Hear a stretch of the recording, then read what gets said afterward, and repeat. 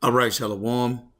First and foremost, I want to give all praise, honor, and glory unto Yahweh by Yashim, Yahweh Shai by Yashim, Rakah HaKodash, double honors to the apostles, the bishops and elders of Great Millstone who rule and teach well, and peace and salutation unto the hopeful elect, the 1/3 of Yashar Allah, upholding the law, statutes, and commandments to the best of their ability. Peace and salutation. This is the brother Bakwasha, and I want to cover the plots and schemes of the wicked and how all of these things are being done in the backdrop, and all of these things are being done towards prophecy, towards Israelites, so-called Negroes, Latinos, and Native Americans of the Bible. But because Esau, the so-called white man, does not care about himself nor any people, what he's doing is he's creating a new divide. And this has been going on for quite some time, which is he is eroding the middle class. And how do you do that? Well, you do it through the layoff of jobs. You do it through the introduction of technology. And all of this is leading to the Charagma, okay, which is the MO to the T to the B, okay? But the reason why I want to go into this lesson and why Esau's pride is deceiving him is because this agenda that he has created, he really believes that he's going to distance himself from the analog world and now create a digital world where those previous laws that he once were governed by will no longer exist, to essentially where he can do with whatever he so chooses with the people, a new world of technocracy. And in this new world of technocracy, there's no regulation. Okay, it's a new version, it's an upgraded version of a straw man, because currently that's how Esau has been able to subdue the people, okay, through the Federal Reserve banking system, where he created Social Security, and through that Social Security literally has bought people, okay, for pennies on the dollar. But through that, now he's had them to work, and how all of the jobs in which he's had them work has been to prevent any type of uproar of the people towards the governing system. But now that this system has reached complete failure, trillions and trillions of dollars that will never be obtained through a physical analog system, now he's transitioning into this digital system. And this digital system is going to require a digital identification.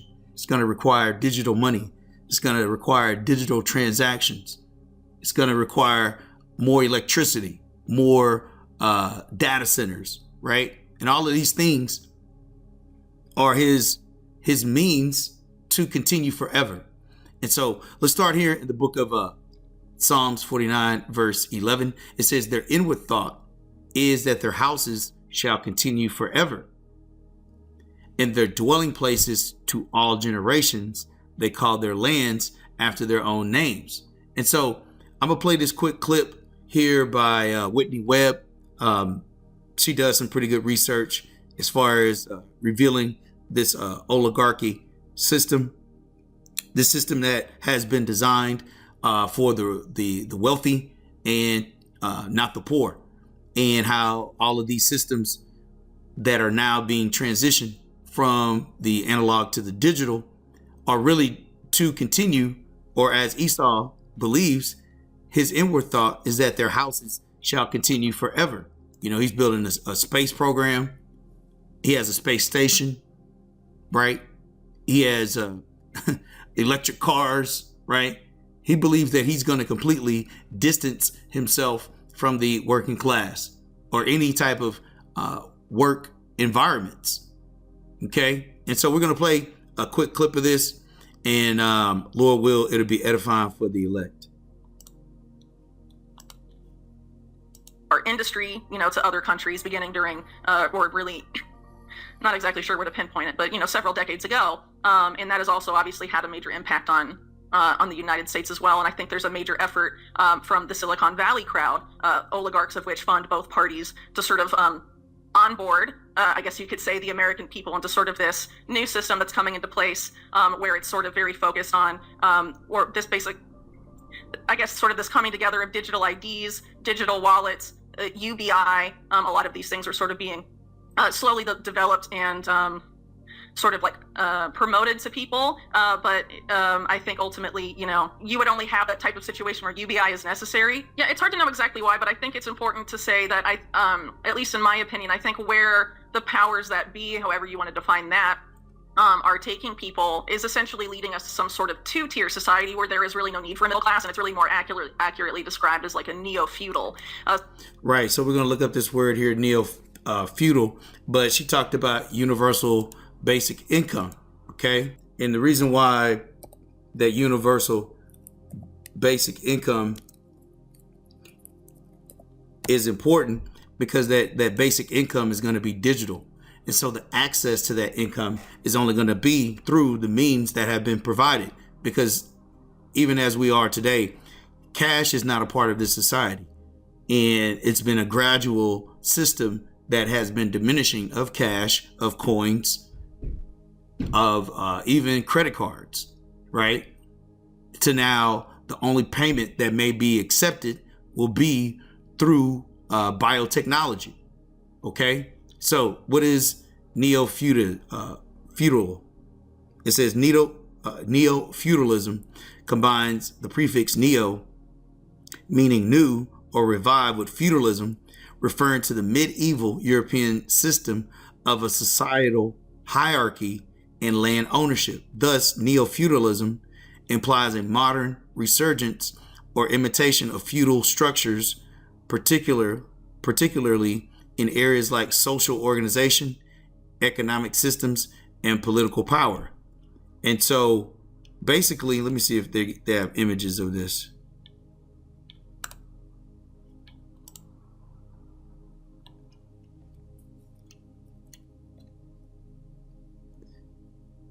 So essentially what this is going to be is it's going to be a class system, just as it is, but this class system is going to consist of everyone that's poor.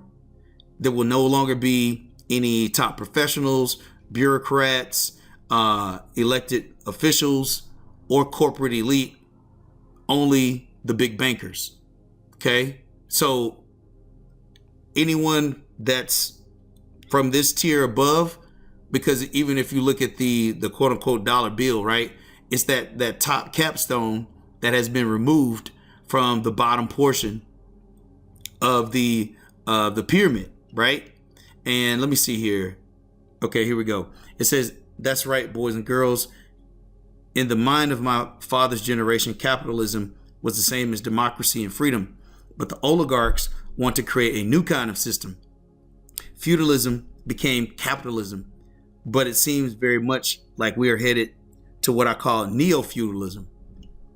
What's most upsetting about all of this is that it has always been a farce. There have never been free markets. The system has always been geared to maintaining the status quo. On the whole, the rich are not rich because they are smarter or more knowledgeable or hardworking. They are rich because they are rich. They are rich because their parents were rich, or simply because they were lucky.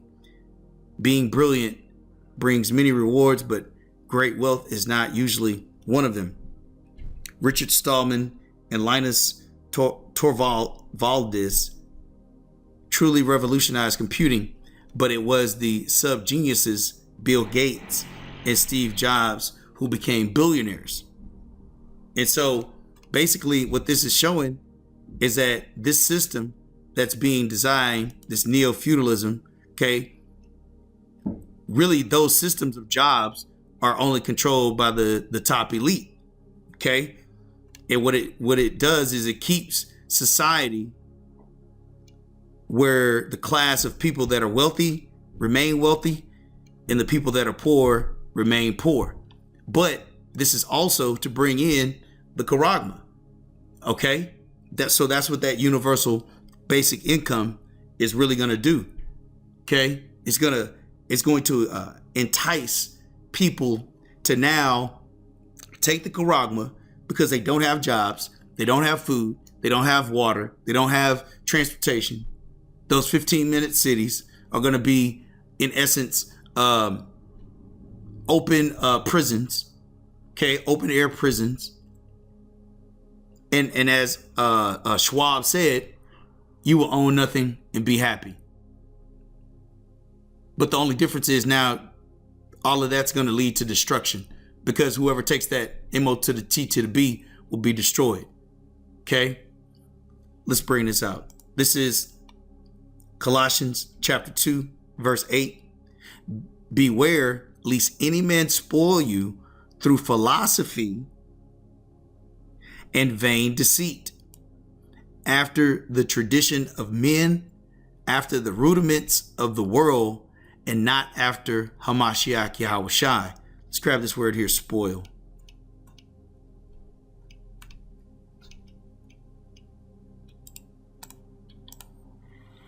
Strong's G 4812.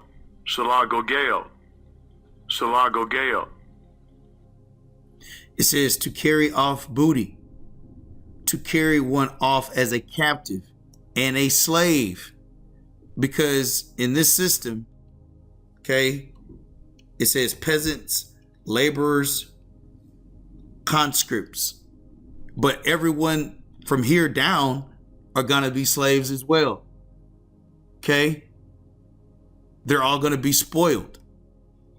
It says to lead away, to lead away from the truth and subject to one's way. To spoil, to take you from where you are away from the truth to now abide in Esau's wicked system.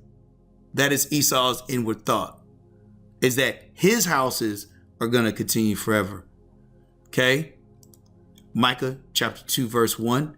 Woe to them that devise iniquity and work evil upon their beds.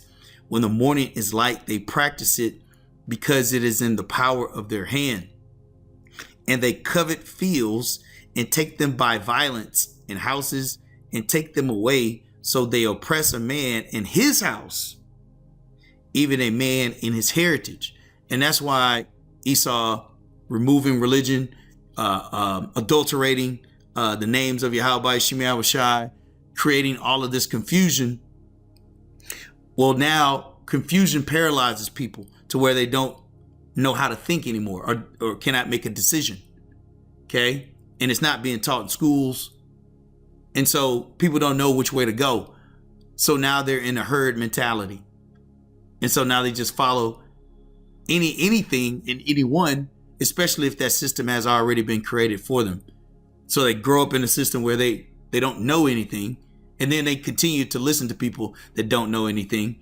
And then ultimately, because there's a shiny new object called technology, they're stepping into a whole realm of being spoiled, which ultimately leads to their death. Now, 2/3, the other heathen nations, Esau, the so-called white man, absolutely. Because this word is only for the elect. Okay?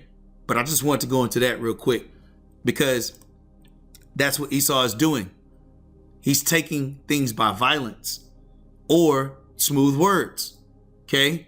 It says, in houses, and take them away, so they oppress a man in his house, even a man in his heritage. Because that's how our people, through Hellenization, lost our identity. Okay? Started to absorb the ways of these other heathen nations.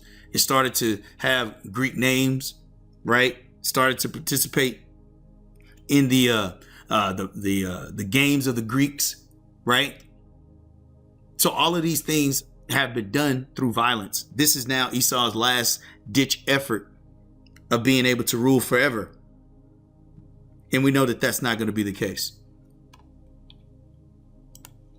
Focused on, or this basic, I guess, sort of this coming together of digital IDs, digital wallets, UBI. A lot of these things are sort of being slowly developed and sort of like promoted to people. But I think ultimately, you would only have that type of situation where UBI is necessary. Yeah, it's hard to know exactly why, but I think it's important to say that at least in my opinion, I think where the powers that be, however you want to define that, are taking people is essentially leading us to some sort of two-tier society where there is really no need for a middle class, and it's really more accurately described as like a neo-feudal style society, where you have a large underclass managed by sort of this more elite group that would do the managing. And I think it really falls under what some people have referred to as technocracy, sort of this idea of more of like a scientific dictatorship. And there's actually this prominent figure from the Club of Rome named Dennis Meadows, and the Club of Rome is an entity that has a very intertwined history with groups that have become infamous over the past several years, like the World Economic Forum, for example. But Dennis Meadows essentially said something to the effect that, for the good of people and the planet and the economy, in his words, that it was going to be necessary to either reduce the world's population so that people could have freedom and use resources the way they want, or that there would have to be a scientific dictatorship imposed on 8 billion or 7 billion people in order to ensure accurate allocation of resources and all of this stuff by a educated, technocratic, scientific elite. And there are some thinkers in Silicon Valley, like Eric Schmidt, for example, who wrote a book on AI with Henry Kissinger, that essentially say that there's going to be this sort of future brought to us by AI, where there will be the class of people that understand how AI works, that program and maintain it, and then there will be this underclass, really, they don't say underclass, but I would say that, of people who AI acts upon, who can't understand what AI is doing to them, and eventually, because of their dependence on AI, will become cognitively diminished. Cognitively diminished. Where was that word at? To carry off booty, to carry one off as a captive and a slave. Okay, that's what these oligarchs, these technocrats, that was the word I was thinking about. These technocrats really are creating more base people. Okay, as Esau was.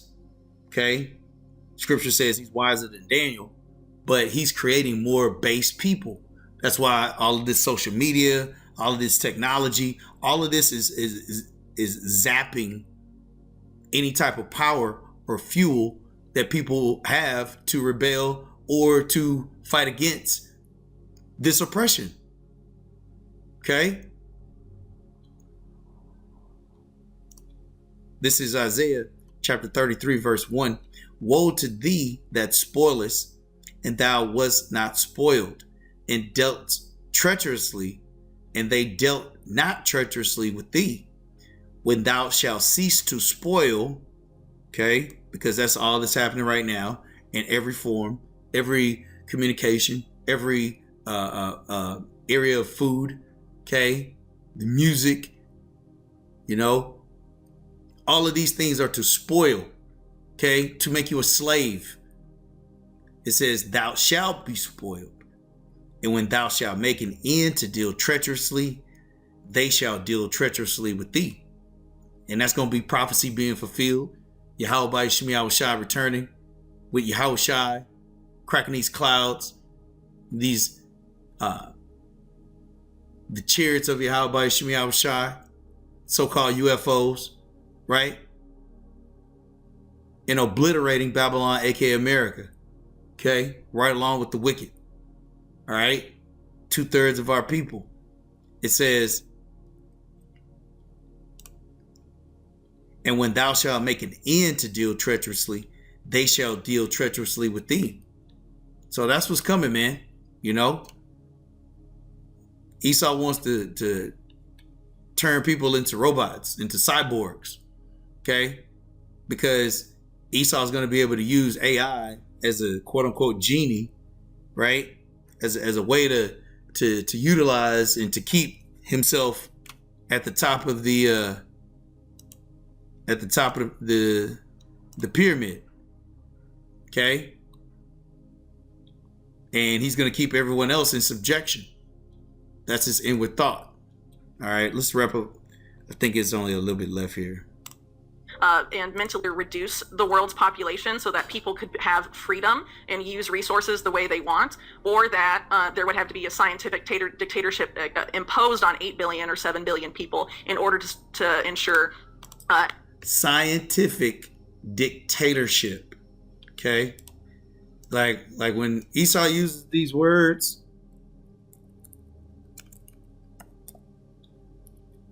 I always look them up. I advise brothers to do the same.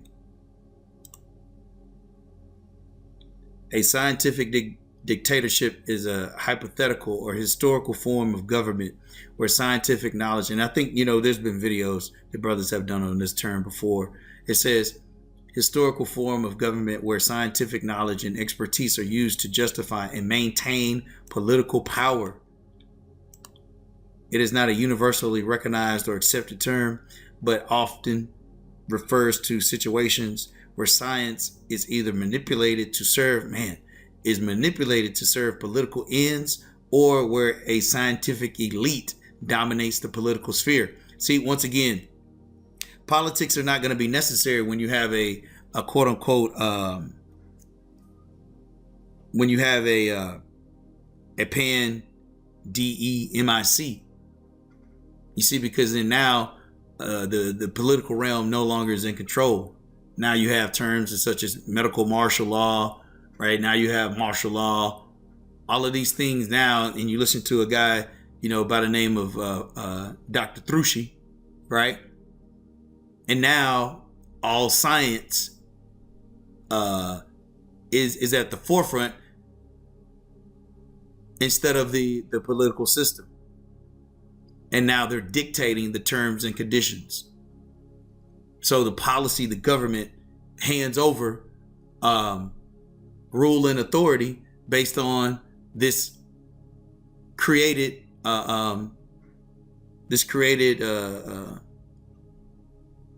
disease. When in all actuality, it's just Esau creating more mischief, man. Or as scripture says, because it's in the power of their hand, man. They practice it.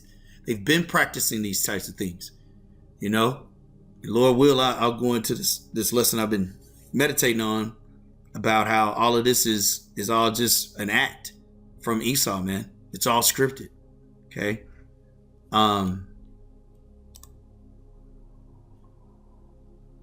Yeah, let's wrap up. Accurate allocation of resources and all of this stuff by a educated, technocratic, scientific elite. And there are some thinkers in Silicon Valley, like Eric Schmidt, for example, who wrote a book on AI with Henry Kissinger, that essentially say that there's going to be this sort of future brought to us by AI, where there will be the class of people that understand how AI works, that program and maintain it. And then there will be this underclass, really, they don't say underclass, but I would say that, of people who AI acts upon, who can't understand what AI is doing to them. And eventually, because of their dependence on AI, will become cognitively diminished and mentally unable, essentially, to make decisions for themselves without AI's help. And there's a lot of other indications, I would argue, whether it's UBI, which again is going to be for I don't think the top oligarchs in Silicon Valley like Bill Gates and Reid Hoffman and Peter Thiel are going to be receiving UBI. I think it's intended to be for other people that aren't necessarily in that economic tier. I think it's very likely you're going to see, if these people succeed in their designs, you're really more of a two-tier society without any sort of need for a middle class. And so I think that's part of why this week